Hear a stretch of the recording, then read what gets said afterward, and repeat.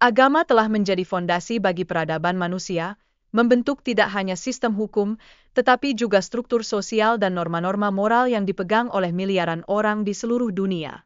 Dalam konteks ini, agama berfungsi sebagai panduan etis yang mempengaruhi perilaku individu dan komunal. Namun, perjalanan agama tidak pernah sepenuhnya mulus.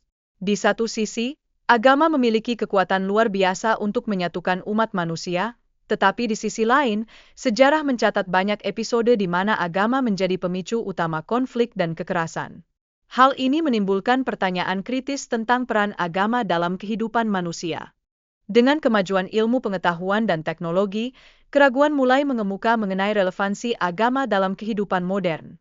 Banyak yang mempertanyakan apakah kita masih membutuhkan panduan moral yang disediakan oleh ajaran agama, dan apakah pengetahuan rasional tidak cukup untuk menuntun kita dalam menjalani hidup.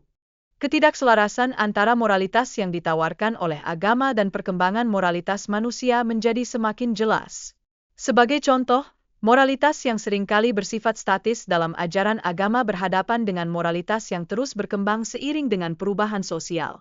Hal ini menandakan adanya jarak antara doktrin agama dan kebutuhan masyarakat masa kini.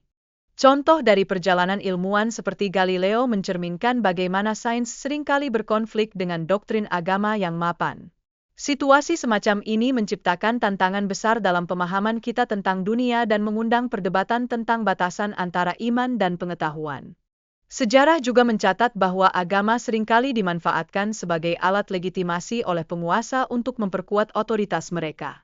Hubungan yang erat antara kekuasaan politik dan agama mengilustrasikan bagaimana ideologi dapat digunakan untuk mencapai tujuan tertentu yang sering tidak sejalan dengan pencarian kebenaran. Penggunaan agama untuk menyatukan wilayah yang berbeda di bawah satu kekuasaan seringkali dilakukan dengan tujuan mempertahankan kendali. Sejarah kekhalifahan Islam memberikan gambaran jelas tentang bagaimana identitas agama dapat dimanfaatkan dalam konteks politik untuk mengukuhkan kekuasaan. Namun, politikisasi agama seringkali menciptakan polarisasi dalam masyarakat, di mana identitas agama menjadi alat untuk memisahkan individu.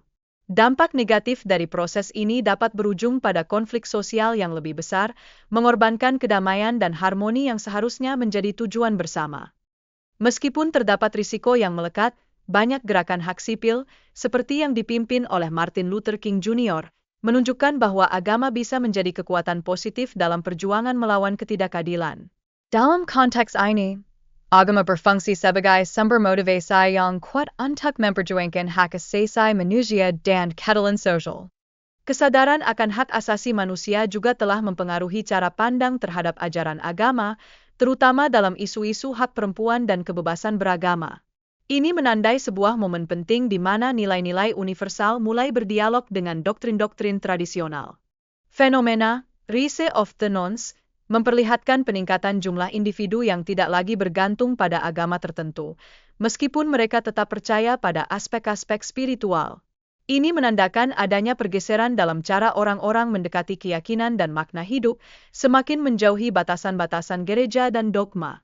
Menariknya, negara-negara sekuler seringkali menunjukkan tingkat kebahagiaan yang lebih tinggi dibandingkan negara-negara yang lebih religius. Hal ini mencerminkan bahwa masyarakat yang menghargai kebebasan berpikir dan berpendapat cenderung lebih stabil secara politik dan lebih adil secara ekonomi. Religiositas seringkali digunakan sebagai tolok ukur untuk menilai moralitas individu yang dapat menciptakan tekanan sosial tersendiri. Di sisi lain, dalam masyarakat sekuler, kontribusi individu terhadap kebangkitan komunitas lebih dihargai, memberikan peluang bagi individu untuk berpartisipasi secara aktif tanpa terkurung oleh label-label agama. Negara-negara yang kurang religius cenderung menunjukkan toleransi yang lebih tinggi terhadap perbedaan, baik dalam hal agama maupun pandangan politik. Toleransi ini menciptakan sebuah ruang bagi pluralitas dan harmoni sosial, di mana keragaman dilihat sebagai aset dan bukan sebagai ancaman.